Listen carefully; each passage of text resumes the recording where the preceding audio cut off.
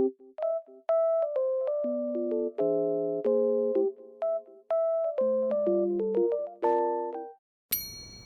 teman-teman, kembali lagi bersama kita di Climate Talk.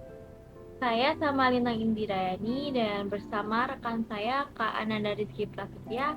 Kali ini kita akan membawakan materi Geografi kelas 10 yang bertemakan klasifikasi iklim di dunia.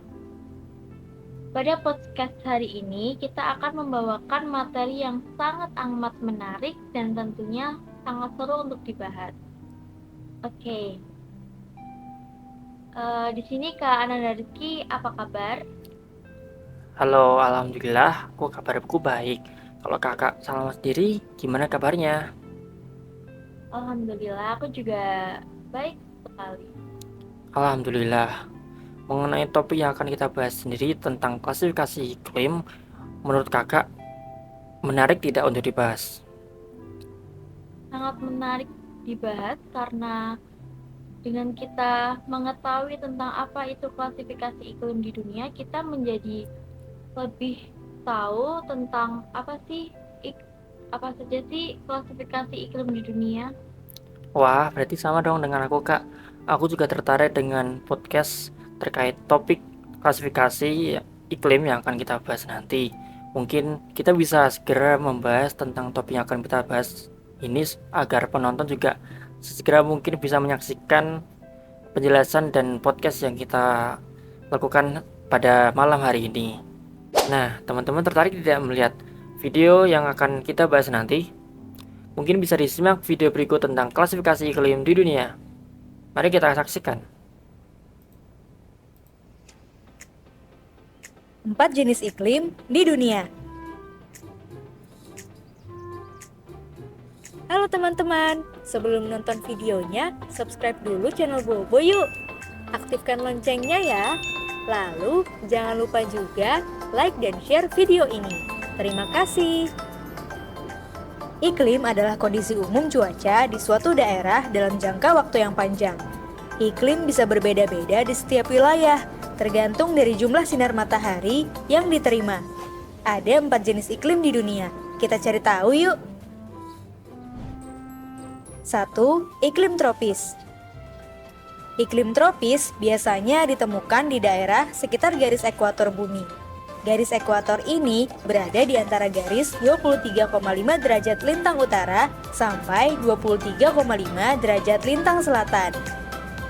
Negara-negara beriklim tropis itu antara lain Indonesia, Malaysia, negara-negara di Asia Tenggara, India, Arab Saudi, negara-negara di Amerika Tengah, dan lain-lain. Iklim tropis dibagi lagi menjadi iklim hutan hujan tropis, iklim sabana tropis, iklim stepa tropis, dan iklim gurun tropis. Iklim hutan hujan tropis kondisinya hangat dan hujan sepanjang tahun, sehingga banyak hutan lebat. Iklim sabana tropis kondisinya kering sehingga jarang ada hutan. Iklim stepa tropis kondisinya lebih kering lagi. Sedangkan iklim gurun tropis adalah wilayah dengan kondisi yang paling kering. 2. Iklim subtropis. Iklim subtropis berada di antara garis 23,5 derajat sampai 40 derajat lintang utara dan lintang selatan. Negara-negara beriklim subtropis antara lain Iran, Irak, Tiongkok, Korea Utara, Korea Selatan, Afrika Selatan, Australia bagian selatan, dan lain-lain. Iklim subtropis dibagi menjadi 2, yaitu iklim subtropis panas dan iklim subtropis hangat. Iklim subtropis panas kondisinya panas dan kering di musim panas, serta basah dan tidak terlalu dingin di musim dingin. Iklim ini juga disebut iklim Mediterania. Sedangkan iklim subtropis hangat kondisinya hangat dan lembab di musim panas, serta curah hujan ringan di musim dingin. 3. Iklim sedang. Iklim sedang berada di antara garis 40 derajat.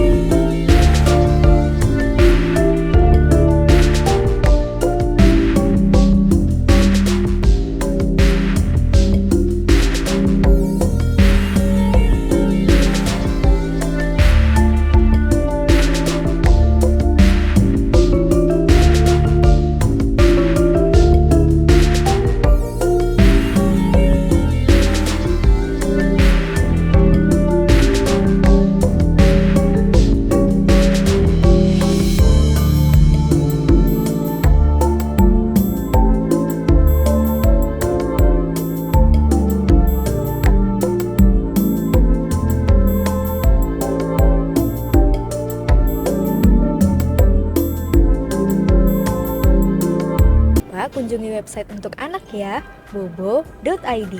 Like, comment, share, dan subscribe juga ke channel Bobo yuk!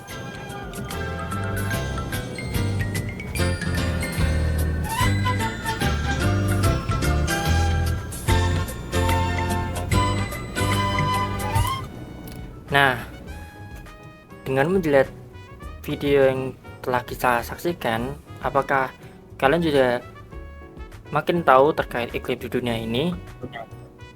Mungkin akan kita bahas bersama Kak Salma terkait iklim-iklim yang telah kita saksikan berikut ini. Oke, mungkin setelah nonton video singkat tadi terkait jenis iklim, kan aku tadi juga kebetulan tuh videonya tuh dari majalah Bubu. Nah, dari kecil tuh aku juga suka majalah Bubu, aku juga sampai berlangganan gitu, dan informasi yang ada di majalah Bubu tuh aktual, relevan, dan kayak gambar-gambarnya tuh kayak enak banget dibaca, terutama semasa waktu kecil itu. Nah, kan terkait video tadi terkait jenis-jenis iklim ya, dari kamu sendiri ini enggak muncul beberapa pertanyaan di otak kamu, kayak pikiran mungkin gini gak, apa gitu nggak, mungkin gitu aja nggak ada nggak? Iya, banyak banget sih yang aku tanya ini Kak, beberapa pertanyaan mengenai klasifikasi iklim. Boleh. Aku ini langsung tanya-tanya aja ya sama Kak Rizky. Langsung aja nggak apa-apa.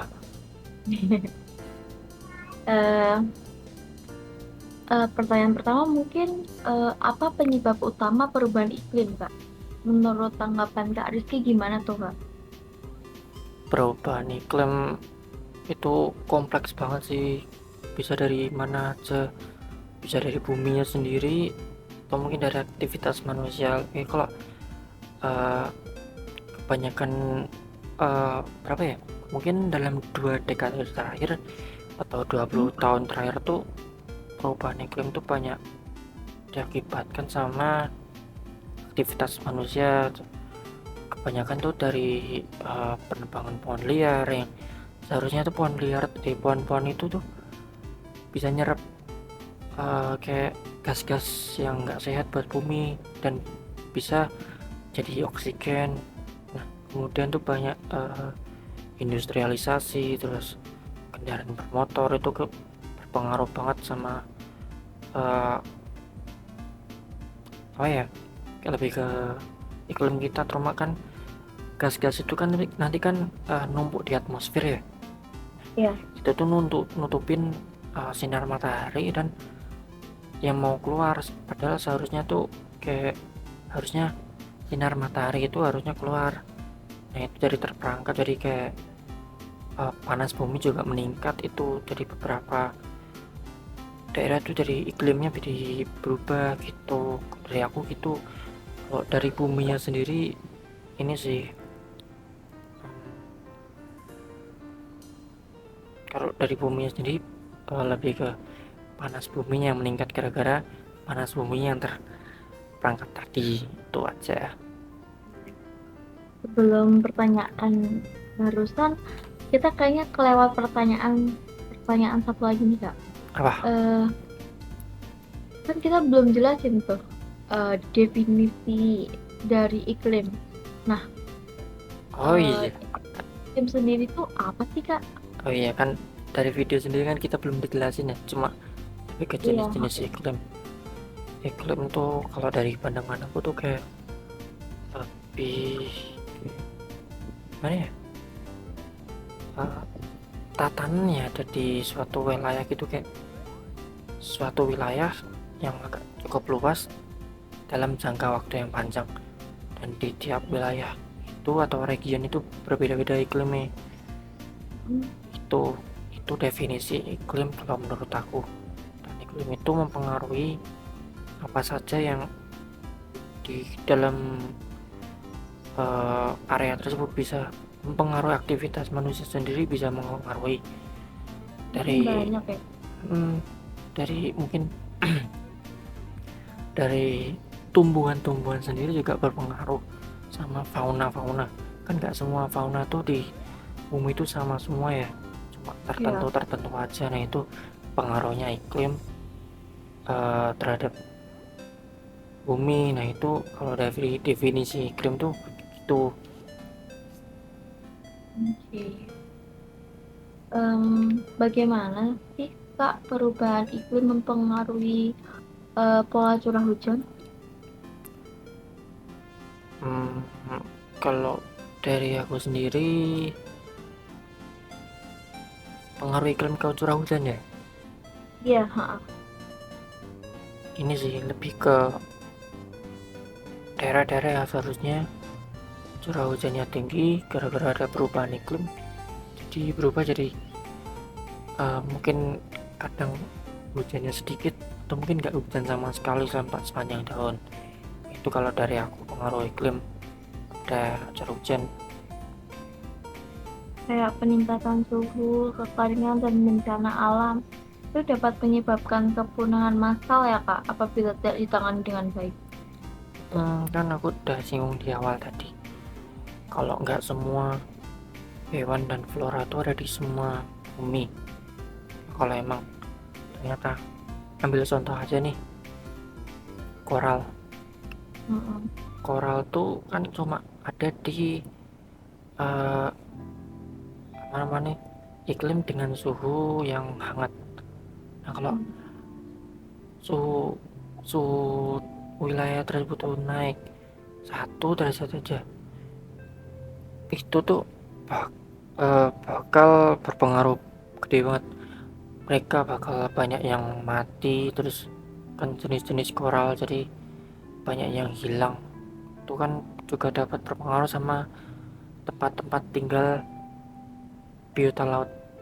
Nah itu pengaruhnya itu. Oh ya Kak, menurut pernyataan kan eh, yang mempengaruhi faktor iklim itu kan banyak nih Kak.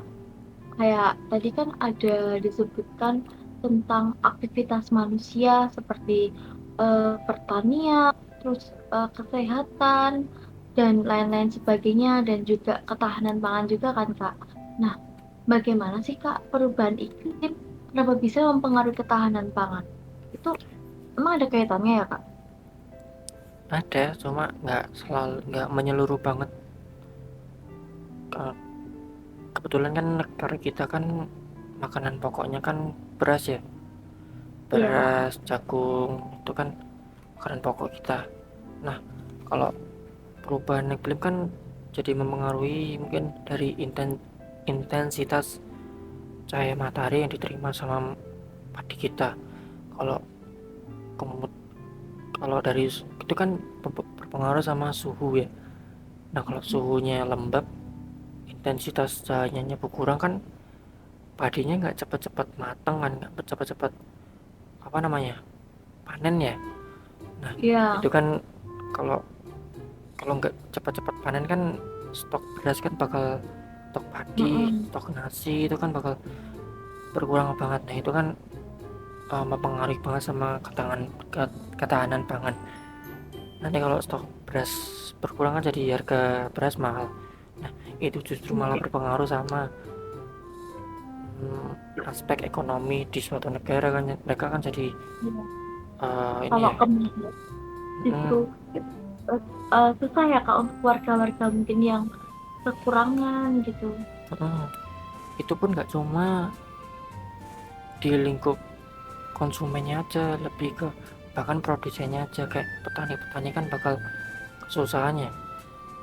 Walaupun apa namanya, udah produksi beras itu mahal, terus apa namanya, panennya jadi agak lama, dan Iya, mungkin bener banget. beras sendiri gara-gara mahal pembelinya jadi sedikit. Nah itu bakal menyusahkan dari produsen, distributor juga bisa, dan konsumennya gitu. Itu pengaruhnya di ketahanan pangan.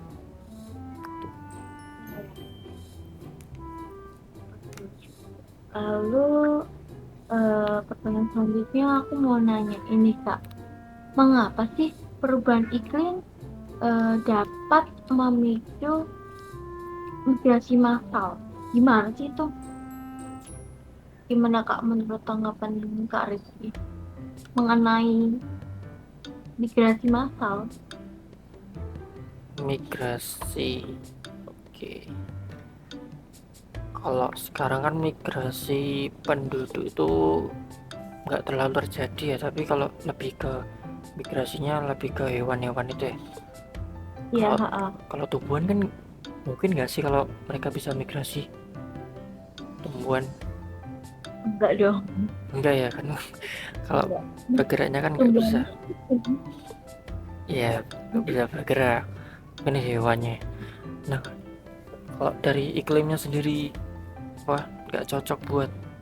Padahal nih tempat misalnya di Indonesia sendiri, itu apa ya? Indonesia hewan endemiknya apa sih? Kayak yang khas itu di Indonesia. Kenapa Kak? Kurang sinyalnya agak gitu deh. Oh kurang ya? Ini Iya, kayak contoh sinyalnya boleh diulang. contoh hewan endemik di Indonesia. Eh, harimau mungkin. Nah, kalau harimau kan mungkin kan lebih banyak di eh, hutan-hutan ya kan? Iya, Kalau di padang gurun kan jarang ya harimau itu. Nah, kalau ada Kak. nggak ada ya lebih ke Entah ya. singa ya. Hmm. Nah, kalau harimau sendiri habitatnya jadi berubah gara-gara perubahan iklim, jadi kayak bakal padang gurun kan mereka kan nggak bisa menyesuaikan sama keadaannya dan kesusahan sama nyari makan nih, dan itu mereka bakal nyari tempat yang itu sesuai sama mereka. Iya, Itu eh, tapi kayaknya nggak hanya faktor hewan juga deh Kak. Mungkin banyak tuh seperti manusia yang pada mengungsi atau bermigrasi ke wilayah yang lebih aman. Mungkin dari banjir, dari tsunami, mungkin penduduk-penduduk yang tinggal di daerah pantai, mungkin dia takut gitu ya Kak, karena tsunami oh jadi iya. migrasi gitu. Bisa juga Oke kan. oke. Terus apalagi ya, kayak mungkin penduduk yang di daerahnya rawan gempa bumi nih, mungkin dia bermigrasi ke tempat yang lebih aman dari gempa bumi. Jadi ternyata banyak banget ya, nggak cuma hewan tapi manusia juga bermigrasi gitu ya Pak. Kalau migrasi sendiri lebih ya ke itu sih, lebih ke kalau kekeringan ya mereka bakal cari ke tempat yang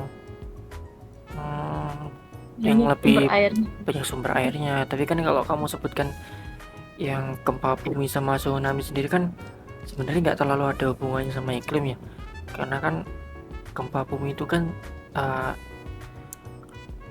bekerjanya di bawah bumi, di bawah permukaan bumi yang nggak terlalu terkena sama iklim itu.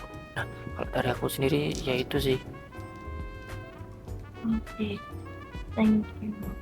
Mungkin lanjut ke bagaimana perubahan iklim mempengaruhi kesehatan masyarakat. Nah, dari pernyataan sebelumnya kan juga perubahan iklim itu juga apa ya Kak, mempengaruhi juga tentang kesehatan tuh.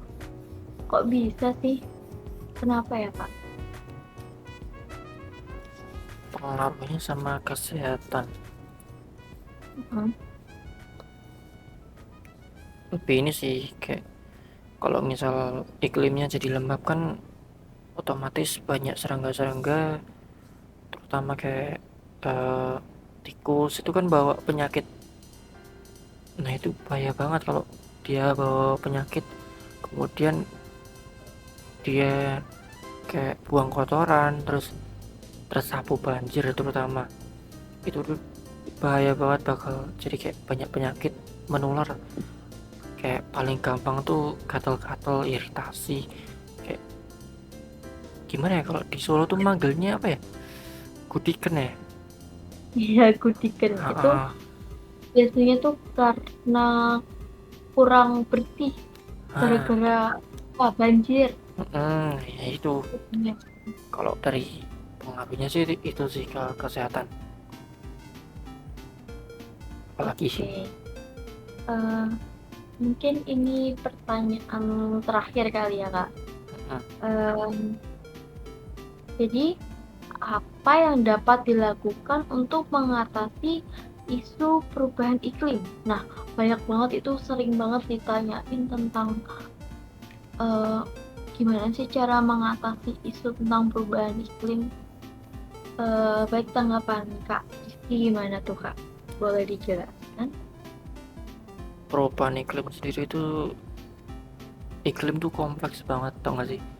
Kayak iklim tuh gak cuma satu, jadi kayak eh, penanganannya, pencegahannya itu gak cuma satu cara juga, tapi ada satu cara general untuk mengatasi. Cuma karena masyarakat itu terkait literasi digitalnya tuh kurang, tuh jadi agak kurang efektif, padahal langkah ini tuh penting banget.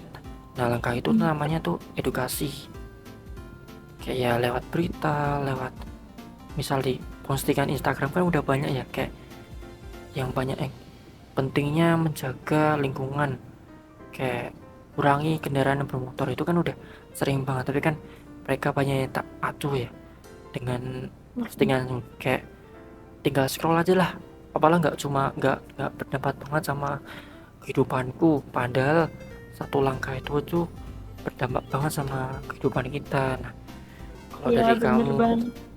gitu, kalau dari aku sedikit gitu. Kayak mengurangi emisi gas rumah kaca gitu juga ya Kak. Mm-mm, itu penting. Apalagi sih eh, Apa ya lagi ya? penggunaan energi terbarukan gimana sih maksudnya Kak? Oh Kenapa iya, bisa mengatasi isu perubahan iklim tuh Kak? Tentang penggunaan energi terbarukan. Nah itu kayaknya seru nih Kak dibahas, dikulik lebih lanjut lagi tuh seru nih Kak. Eh, Gimana Kak tanggapan? kalau energi terbarukan tuh kan contohnya ada kayak biomasa, terus pembangkit listrik tenaga angin, tenaga matahari, dan lain-lain itu kan. Kalau Mm-mm. peralihan itu lebih ke ini sih, mau kalau misal kendaraan bermotor itu kan menimbulkan asap ya, karbon Iya, monoksida sama karbon dioksida. Nah, itu kalau terlalu banyak bakal menumpuk di atmosfer, itu bakal nutupi cahaya matahari yang seperti yang aku sebutin di awal tadi itu. Nah, peralihannya contohnya sendiri itu lebih ke ganti ke energi listrik, misal mobil listrik ya, walaupun sebenarnya listrik sendiri tuh memerlukan pembangkitnya, dan pembangkitnya tuh belum terlalu ramah lingkungan. Itu aja kalau dari aku sih itu yang aku ketahui. Kalau dari kamu sendiri gimana? eh 11-12 sama kakak. Sama ya. Oke, Oke. ah. Oke. Dari pertanyaan yang kamu ajuin sendiri itu, aku juga ada banyak pertanyaan sendiri. Nah, dari kamu sendiri itu kayak pengen tinggal di mana sih? Pengen tinggal di daerah yang punya iklim apa sih? Kalau dari aku sendiri karena aku suka banget sama udara dingin ya kak ya. Mm-mm, Aku ya uh, interest banget sama iklim dingin. mm-mm. Untuk Spesifiknya di mana? Jepang sih. Jepang. Enak loh Jepang Iya. tuh. Heeh. Karena Jepang tuh ada musim salju. Iya, yeah, aku juga pengen nyobain Nah, salju tuh, kayak kepo banget. Di ya, Indonesia kan nggak ada iklim itu ya, nggak ada musim saljunya. Cuma nyobain salju buatan ya. Dan itu tuh iya, nggak berasa sih kak. nggak berasa, kayak apaan sih, kayak cuma salju buatan, nggak ada vibes-nya gitu loh. Kamu di Iya Jepang ya? benar. Iya di Jepang dan aku sebenarnya tuh pengen banget tahu kak liburan ke sono. Tapi kalau lagi musim salju itu harga tiketnya bisa mahal banget daripada musim panas. Oh, Itu bisa gitu ya. kan Karena kalau mungkin peminatnya kali ya, peminatnya lebih banyak. Jadi di situ tiket pesawatnya juga ikut meledak naik tuh. iya kan musim salju di sana itu kan juga di bulan-bulan akhir tahun gitu kan. Kalau akhir tahun kan banyak liburnya. Nah, itu kan Benar juga. bakal jadi kayak kesempatan buat buat yang dari mancanegara buat datang ke Jepang, atau mungkin yang Jepang mau pergi ke daerah yang dengan mungkin malah masyarakat Jepangnya mungkin malah pengen ke Indonesia, misal pengen ngerasain udara panas, apa mungkin musim hujan sama musim kemaraunya itu gitu. Eh, Kalau dari musim nih Kak, pause dulu dong, pause sebentar. Oh ya Kak, ngomong-ngomongin soal musim nih Kak. Kalau di Indonesia sendiri kan ada dua musim nih Kak, musim kemarau sama musim penghujan kan. Nah, kalau di Indonesia kan mungkin kadang terstruktur, kadang juga nggak terstruktur nih Kak. Kalau kemarau kan biasanya tuh di bulan apa ya, April sampai Oktober ya. Hmm, Eh, itu bulan eh, apa ya, summer istilahnya, atau summer. musim kemarau, summer. Terus kalau penghujan tuh kebalikannya gitu. Biasanya tuh kalau orang Jawa sih Kak ngomongnya, kalau misalkan kayak Oktober, November, Desember yang ada berbernya itu tuh biasanya tuh musim penghujan gitu. Hmm, Kan pernah dengar juga nggak Kak istilah pernah itu? itu kayak Iya. sebenarnya di kepalaku tuh kayak kok nggak masuk akal, tapi kalau pas aku lihat tuh juga beneran terjadi. Oktober ber itu hujan semua Heeh. itu.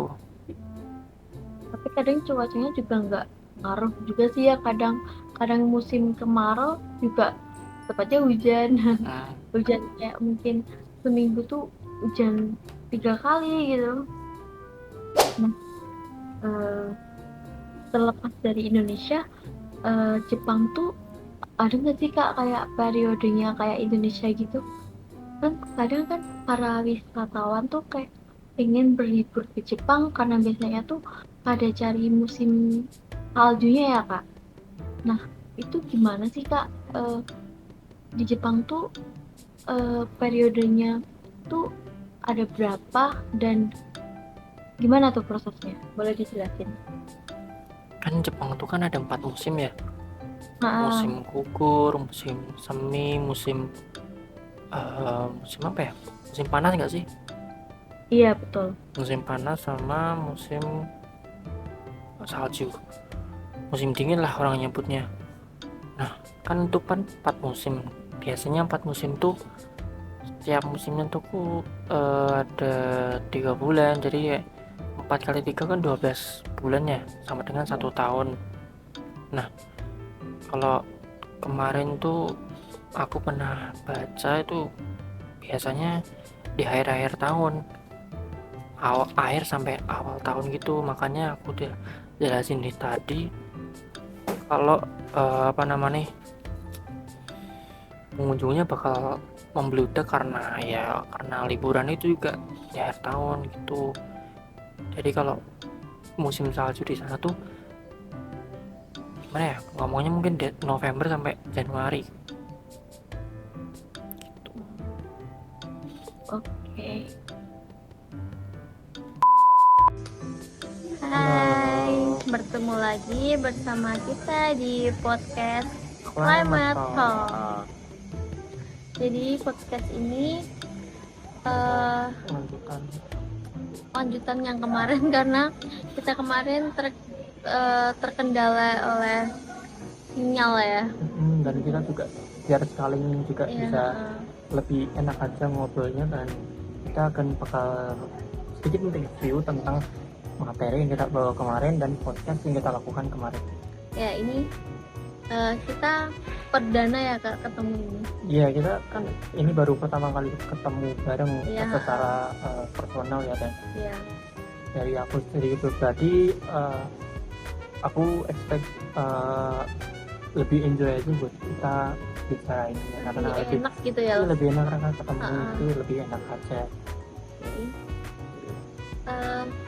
Jadi ini agendanya kita mau ngapain nih Kak? Ini kita akan review sedikit dari materi Kemarin ya? kan kita kan kemarin jauh-jauh hari itu kita melakukan recording ya, Iya. itu Zoom, dan dari aku sendiri kita juga udah sepakat buat melakukan ketemu langsung aja sekalian review podcast yang kita akan kemarin lakukan. Nah, kali ini agenda kita mau ngapain aja sih Kak?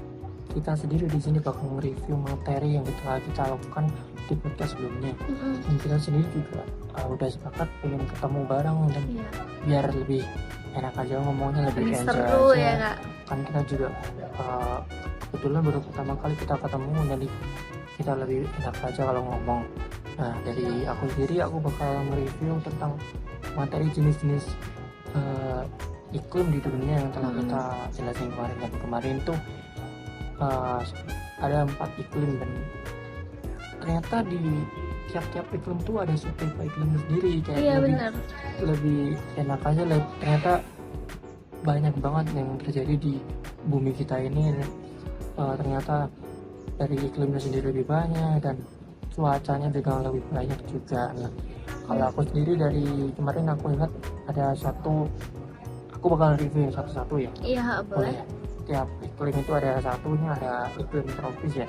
Kalau dari menurut video yang kita tonton tadi kan kemarin ada dari Bobo ya. Iya Nah, dari itu kan kalau dari apa namanya, iklim tropis itu biasanya ditemukan di daerah sekitar garis ekuator bumi kan. Iya. Negara kita sendiri itu kan juga termasuk apa namanya, iklim tropis yang punya 2 musim aja, yaitu musim penghujan sama musim kemarau. Iya. Dan juga di Amerika Selatan, kemudian di Afrika itu juga kebetulan ngepasin di garis khatulistiwa, jadi punya iklim tropis.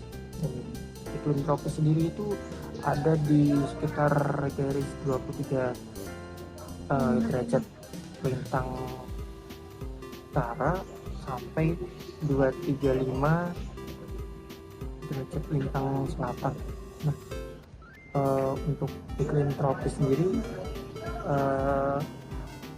ada pembagian subtipenya menjadi iklim hujan tropis, terus ada iklim sabana tropis, lalu ada iklim gurun tropis.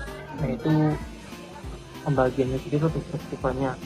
Nah, lanjut lagi kita ke iklim Dingin belum. dingin nanti aja. Oh, ada satu lagi. Satu lagi subtropis. Oh iya itu subtropis. Nah, iklim subtropis sendiri ada di sekitar, kalau dari penjelasan Bobo kemarin itu ada di sekitar 23 derajat sampai 40 derajat lintang utara dan lintang selatan. Iklim subtropis sendiri. Nah, tadi kan kita udah bicara tentang satu iklim tropis. Nah, kita lanjut subtropis. Kita tadi bisa sampai di mana? Derajat. Oh ya, Iklim subtropis berada di garis 23,5 derajat sampai 40 derajat lintang utara dan lintang selatan bukan sih Kak? oke. Nah, kamu tahu nggak sih sebenarnya negara-negara yang termasuk di iklim tropis, subtropis itu gimana? Apa aja negaranya? Gimana tuh penjelasannya? Kalau dari definisinya sendiri kan udah jelasin di letak apa namanya, letak pastinya ya. Iya. Kayak perkiraannya lah di sini itu tuh banyak di sekitar apa namanya, nggak di tengah-tengah, jadi kayak ada di agak ke bawah sedikit atau mungkin ke atas sedikit. Nah, banyak negara-negara seperti itu, contohnya kemarin di Jepang yang ternyata banyak ada musim saljunya. Ya, Musim- Korea Selatan. Korea Selatan juga. Terus ada lagi apa namanya, Turki itu iya juga nggak sih kak? Turki juga termasuk Eropa, lebih ke Eropa sih. Oh gitu. Nah, kalau yang lain itu mungkin ada di Kanada dan Afrika Selatan. Kalau kamu belum tahu, itu juga subtropis loh. Oh Iya. iya aku baru tahu. Jadi iklimnya itu subtropis di Afrika Selatan. Padahal kan kalau dilihat di peta itu kelihatannya Afrika Selatan itu kayak gurun-gurun ya, padahal itu subtropis itu. Nah, aku mau lanjut juga, yang ketiga itu ada di iklim sedang. Iya iklim Sedang ya? sedang. Iya belum. Kalau iklim sedang sendiri itu ada di, kalau nggak salah, ada di 40 derajat sampai 60 derajat lintang utara dan lintang selatan. Aku tahu tuh kak kalau iklim sedang tuh negara-negara yang beriklim sedang itu tuh ada apa ya? Aku lupa, bentar kak. Itu nggak sih kak? Jerman, Inggris, Perancis, sama Italia. Oke. Kalau kamu sendiri tahu nggak isinya musim yang ada di iklim sedang tuh apa aja, mungkin atau mungkin pembagiannya apa? Kan dari kemarin kan kita udah tahu kalau iklim sedang tuh ada lagi subtipenya. Kamu kemarin ingat nggak tentang podcast yang kita lakuin tentang video buku kemarin, apa aja? Musimnya ya. Ini sih lebih ke kan pembagian kan jadi subtipe itu loh, dari iklim-iklim lainnya. Kamu ingat nggak iklimnya apa aja? Ada 4 itu bukan sih? 3 atau 4 ya, berapa sih? Kamu ingat apa aja? Kayak iklim laut pantai barat dengan kondisi lembab dan mendung pada musim dingin, serta kering dan cerah pada musim panas. Benar nggak? Terus kak iklim stepa sejuk dan iklim gurun sejuk dengan kondisi panas dan kering Nah, tadi kan udah ada beberapa yang disebutin, tapi ada kurang satu loh kak. Apa? Yang belum. Iklim benua lembab dengan kondisi basah saat musim panas. Nah, itu iklim yang belum disebutkan dalam iklim sedang tadi ya. Nah, tadi kan kita udah klasifikasi iklim di dunia kan ada 4 nih kak. Tadi kita udah sebutin 3 ya. 3. Berarti kurang satu lagi. Tadi apa aja sih kak yang udah disebutin iklimnya? Tropis, subtropis, sama iklim sedang. Itu kurang satu, yaitu iklim dingin. Dingin, benar sekali. Ini iklim yang banyak disukain orang nih. Karena biasanya tuh kebanyakan para perempuan tuh nggak suka panas, jadi dia sangat suka banget sama iklim dingin karena pada nggak suka gerah gitu kayak aku ini.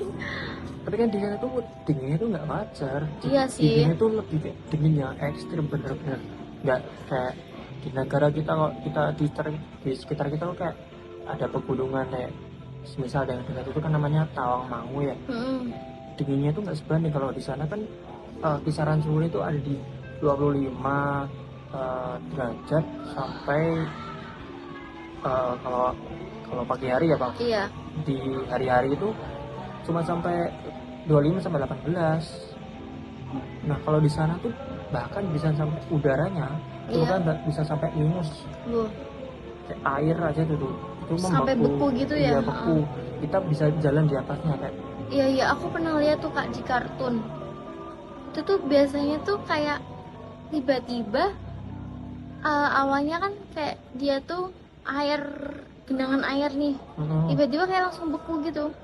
Jadi aku pernah lihat di kartun kayak ada sepatu kecemplung gitu di kolam yang ada genangan air. Nah, pas musim dingin tiba langsung nge-freeze tuh. Nge-freeze gitu ya, langsung beku gitu ya. Kayak cepet banget bekunya.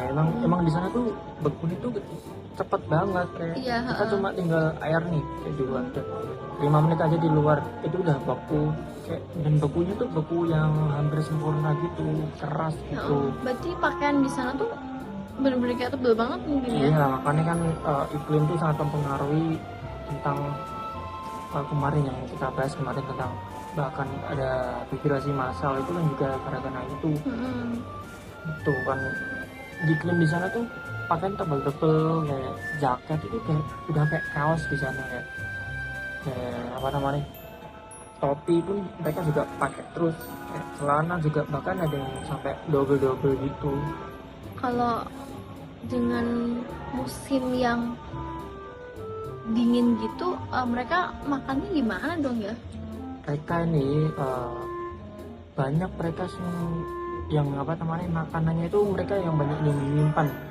Mereka banyak makanan yang nyarinya yang bisa tahan lama kan, Dan pembakuan. biasanya di sana dalam rumah tuh selalu ada api unggun. Iya udah. Ya apa sih namanya kayak- kalau di sana tuh? apa ya namanya, aku kurang tahu sih itu Ha-ha. bahasa Inggrisnya apa, kayak gitu kayak cerobong mungkin ya. Ya oh ya mungkin ya. Tungku api atau Itu wajib masak. ya kayak di sana tuh. Wajib, harus banget. Makanya di sana tuh juga tidak sembarang orang juga bisa tinggal di sana karena sistem imun orang tuh beda-beda. Iya betul Tuh. sekali.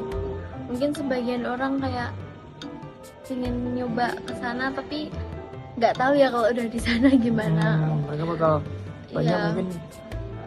mungkin kayak aku tuh bakal kena hipotermia kalau di sana. Iya mungkin ya. Dingin banget soalnya. Orang kadang di gunung aja udah dinginnya kebangetan dan kadang orang banyak yang kena hipertermia. Iya. Gimana kalau di iklim dingin?